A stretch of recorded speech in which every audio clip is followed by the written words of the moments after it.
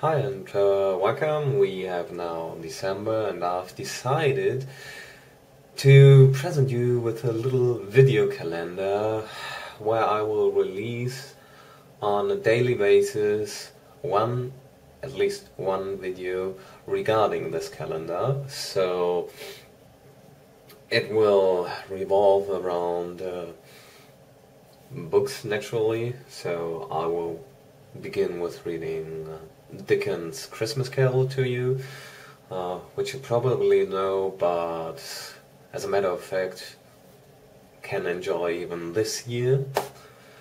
And well, let's just begin and be surprised if I will add anything else these 24 days. I mean, it's not that big of a story, and I will think about something else then.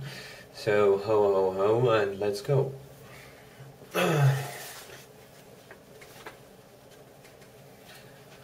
So, Charles Dickens' A Christmas Carol.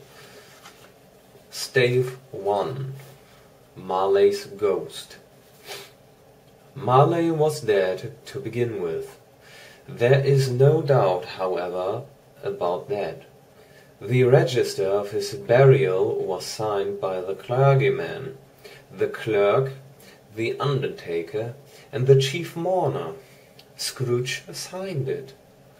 And Scrooge's name was good upon 'Change, for anything he chose to put his hand to. Old Marley was as dead as a doornail.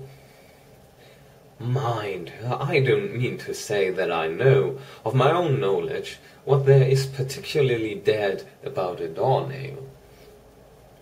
I might have been inclined myself to regard a coffin nail as the deadest piece of ironmongery in the trade, but the wisdom of our ancestors is in the sinew, and my unhallowed hands shall not disturb it, or the country's done for.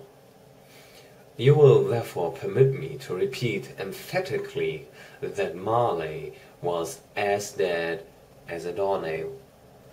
Scrooge knew he was dead. Of course he did. How could he be otherwise? Scrooge and he were partners for I don't know how many years. Scrooge was his sole executor, his sole administrator, his sole assign, his sole residuary, legatee, his sole friend and sole mourner. And even Scrooge was not so dreadfully cut up with the said event, but that he was an excellent man of business on the very day of the funeral, and solemnized it with an undoubted bargain. The mention of Marley's funeral brings me back to the point I started from. There's no doubt that Marley was dead. This must be distinctly understood, or nothing wonderful can come of the story. I'm going to relate. If we were not perfectly convinced that Hamlet's father died before the play began, there would be nothing more remarkable in his taking a stroll a night, in an easterly wind, upon his own ramparts, than there would be in any other middle-aged gentleman rashly turning out after dark in a breezy spot. Say St. Paul's churchyard, for instance, literally to astonish his son's weak mind. Scrooge never painted out old Marley's name. There it stood, years afterwards, above the warehouse door, Scrooge and Marley. The firm was known as Scrooge and Marley. Sometimes people knew to the business called Scrooge, Scrooge, and sometimes Marley, but he answered to both names. It was all the same to him. Oh, but he was a tight-fisted hand at the grindstone. Scrooge's squeezing, wrenching, gasping, scraping, clutching, covetous old sinner, hard and sharp as flint, from which no steel had ever struck our generous fire, secret and self-contained, and solitary as an oyster. The cold within him froze his old features, nipped his pointed nose, shriveled his cheek, stiffened his gait, made his eyes red, his thin lips blue, and spoke out shrewdly in his grating voice. A frosty rime was on his head, and on his eyebrows his wiry chin. He carried his own low temperature always about with him. He iced his office in the dark days, and didn't thaw it 1 degree at Christmas. External heat and cold had little influence on Scrooge. No warmth could warm, no wintry weather chill him. No wind that blew was bitterer than he. No falling snow was more intent upon its purpose, no pelting rain less open to entreaty. Foul weather didn't know where to have him. The heaviest rain and snow and hail and sleet could boast of the advantage over him in only one respect. They often came down handsomely, and Scrooge never did. Nobody ever stopped him in the street to say, with gladsome looks, "My dear Scrooge, how are you? When will you come to see me?" No beggars implored him to bestow a trifle. No children asked him what it was o'clock. No man or woman ever once in all his life inquired the way to such and such a place of Scrooge. Even the blind man's dogs appeared to know him, and when they saw him coming on, would tuck their owners into doorways and up courts, and then would wag their tails as though they said, "No eye at all is better than an evil eye, dark master." But what did Scrooge care? It was the very thing he liked, to edge his way along the crowded path of life, wanting all human sympathy to keep its distance, was what the knowing ones call nuts to Scrooge. Once upon a time, of all the good days in the year, on Christmas Eve, old Scrooge sat busy in his counting-house. It was cold, bleak, biting weather, foggy withal, and he could hear the people in the court outside go wheezing up and down, beating their hands upon their breasts and stamping their feet upon the pavement stones to warm them. The city clocks had only just gone 3, but it was quite dark already.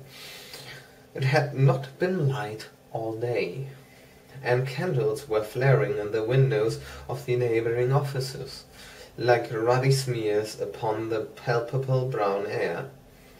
The fog came pouring in at every chink and keyhole, and was so dense without that although the court was of the narrowest, the houses opposite were mere phantoms. To see the dingy cloud come dropping down, obscuring everything, one might have thought that nature lived hard by, and was brewing on a larger scale. The door of Scrooge's counting-house was open that he might keep his eye upon his clerk, who in a dismal little cell beyond, a sort of tank, was copying letters. Scrooge had a very small fire, but the clerk's fire was so very much smaller that it looked like one coal. But he couldn't replenish it, for Scrooge kept the coal-box in his own room, and so surely as the clerk came in with the shovel, the master predicted that it would be necessary for them to part. Wherefore the clerk put on his white comforter and tried to warm himself at the candle, in which effort, not being a man of a strong imagination, he failed. "A Merry Christmas, uncle! God save you!" cried a cheerful voice. It was the voice of Scrooge's nephew, who came upon him so quickly that this was the first intimation he had of his approach. "Bah!" said Scrooge. "Humbug!" He had so heated himself with rapid walking in the fog and frost, this nephew of Scrooge's, that he was all in a glow. His face was ruddy and handsome. His eyes sparkled, and his breath smoked again. "Christmas? A humbug, uncle?" said Scrooge's nephew. "You don't mean that, I'm sure." "I do," said Scrooge. "Merry Christmas. What right have you to be merry? What reason have you to be merry? You are poor enough." "Come then," returned the nephew gaily. "What right have you to be dismal? What reason have you to be morose? You are rich enough." Scrooge, having no better answer ready on the spur of the moment, said "Bah!" again, and followed it up with "humbug." "Don't be cross, uncle," said the nephew. "What else can I be?" returned the uncle, "when I live in such a world of fools as this? Merry Christmas! Out upon Merry Christmas! What's Christmas time to you but a time for paying bills without money, a time for finding yourself a year older, but not an hour richer, a time for balancing your books and having every item in 'em through a round dozen of months, present and dead, against you." "If I could work my will," said Scrooge indignantly, "every idiot who goes about with Merry Christmas on his lips should be boiled with his own pudding, and buried with a stake of holly through his heart. He should." "Uncle!" pleaded the nephew. "Nephew," returned the uncle sternly, "keep Christmas in your own way, and let me keep it in mine." "Keep it?" repeated Scrooge's nephew. "But you don't keep it." "Let me leave it alone, then," said Scrooge. "Much good may it do to you. Much good it has ever done you." "There are many things from which I might have derived good, but which I have not profited, I dare say," returned the nephew. "Christmas among the rest. But I'm sure I have always thought of Christmas time when it has come round, apart from the veneration due to its sacred name and origin, if anything belonging to it can be apart from that, as a good time, a kind, forgiving, charitable, pleasant time, the only time I know of in the long calendar of the year, when man and woman seem by one consent to open their shut-up hearts freely, and to think of people below them as if they really were fellow passengers to the grave, and not another race of creatures bound on other journeys. And therefore, uncle, though it has never put a scrap of gold or silver in my pocket, I believe that it has done me good, and will do me good, and I say, God bless it. The clerk in the tank involuntarily applauded, becoming immediately sensible of the impropriety. He poked the fire, and extinguished the last frail spark for ever. "Let me hear another sound from you," said Scrooge, "and you will keep your Christmas by losing your situation. You are quite a powerful speaker, sir," he added, turning to his nephew. "I wonder you don't go into Parliament." "Don't be angry, uncle. Come, dine with us tomorrow." Scrooge said that he would see him. Yes, indeed he did. He went the whole length of the expression, and said that he would see him in that extremity first. "But why?" cried Scrooge's nephew. "Why?" "Why did you get married?" said Scrooge. "Because I fell in love." "Because you fell in love," growled Scrooge, as if that were the only one thing in the world more ridiculous than a Merry Christmas. "Good afternoon."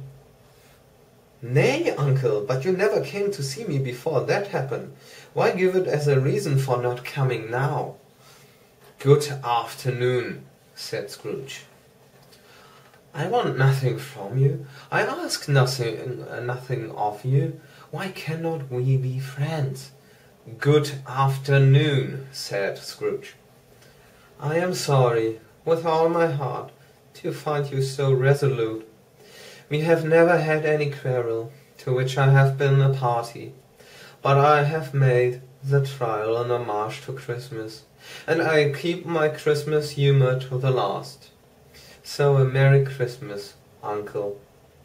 "Good afternoon," said Scrooge, "and a Happy New Year."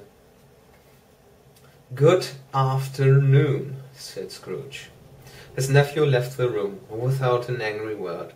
Notwithstanding, he stopped at the outer door to bestow the greetings of the season on the clerk, who, cold as he was warmer than Scrooge, for he returned them cordially.